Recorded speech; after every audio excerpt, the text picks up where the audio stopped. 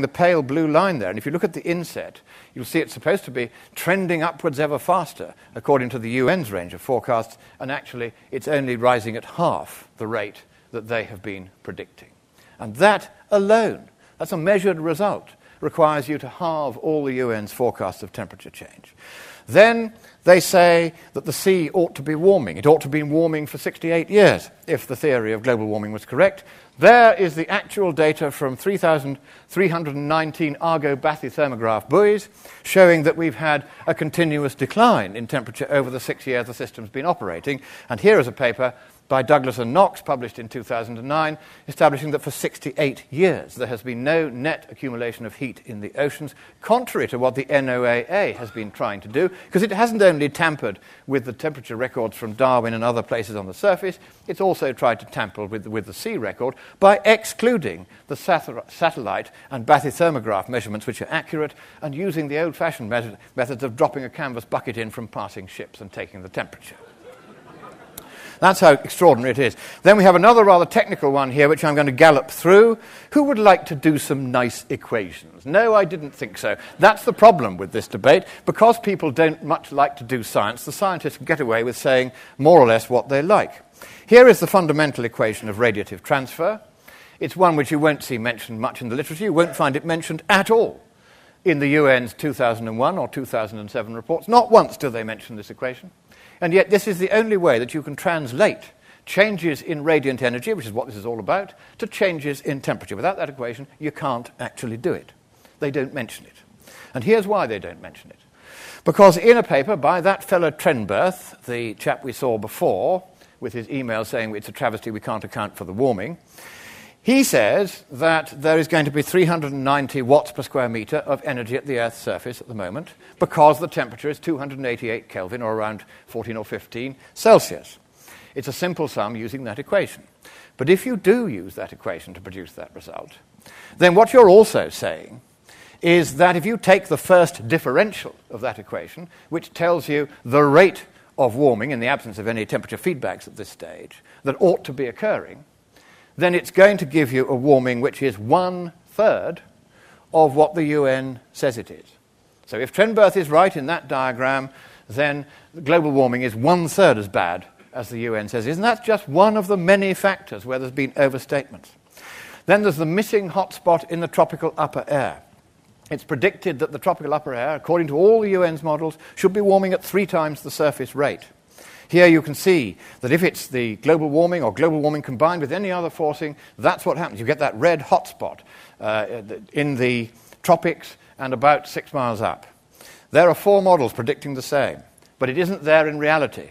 There's the measurement, one of many measurements. It simply isn't there. That also requires you to divide by 3 the amount of warming that you could expect. And here's a simple math check. If you've got 101 watts per square metre of radiative forcing in the existing atmosphere, that's how much it works at the moment, and that causes a warming of around 18 to 20 Celsius, you're going to get a climate sensitivity of about 1/5 of what the UN says it is. So once again, a multiplication by 5. You put all these things together, it's quite serious. But here's the clincher. A measurement by one of the finest climate scientists we have, Professor Richard Lindzen of MIT. He doesn't believe a word of this global warming nonsense. Why? Because he's researched it for 40 years very carefully. And here is what he did. I'm going to ask you a question. If global mean surface temperature increases, will radiation escaping from the Earth to space, A, increase, hands up, B, stay the same, hands up, and C, diminish, hands up, and D, all those who haven't voted, wake up. Right. Here is what all the models predict. There's 11 simple models here used by the UN. Every single one of them shows that if we increase the temperature down here, the outgoing radiation will decrease because of all the extra greenhouse gases that are getting in the way. The whole theory is dependent on that nonsensical assumption. Now watch the center of the screen. You're going to love this because this is the measured result coming up from the Earth Radiation Budget Experiment satellite. Bingo! It's completely different. Now, this paper is very contentious. Trenberth and others have written a furious riposte in such vilely hostile language that it's not really possible to take their riposte very seriously. but they have given a riposte to it. But nevertheless, the discrepancy is so large between what is directly measured and what the models forecast that there's clearly a certain amount of explaining to do. So here are just some of the points in which we can confirm that the UN does appear to have exaggerated. And Houston, we think they've got a problem.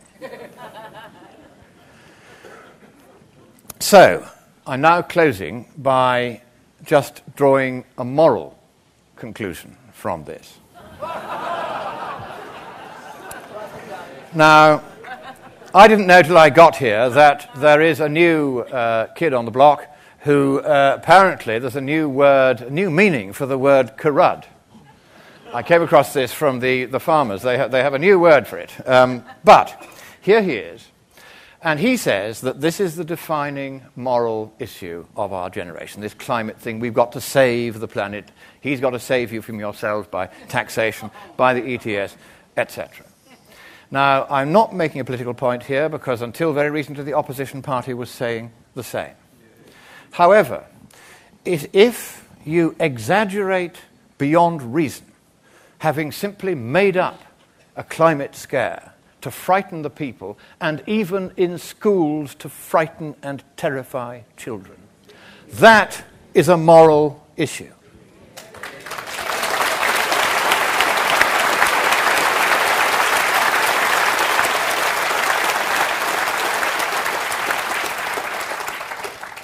If you say, I am going to run the IPCC, and at the same time I am going to run a company which files false accounts, that is a moral issue. If you say, I am going to run the IPCC and also run a company that is tendering for UN contracts, that is a moral issue. If I take the data and I tamper with it so as to make it look as though there has been 2 Celsius degrees of warming in Darwin when there hasn't been any in the last 100 years, that is a moral issue. But the worst moral issue of the lot is that if you get together with other nations, grandstanding round the world with your 114 people on their junket to Copenhagen, and at no point anywhere during that conference does anyone discuss the plight of the millions who have died of starvation because of the biofuel scam that arose out of the global warming scare you are talking about, that is a moral issue.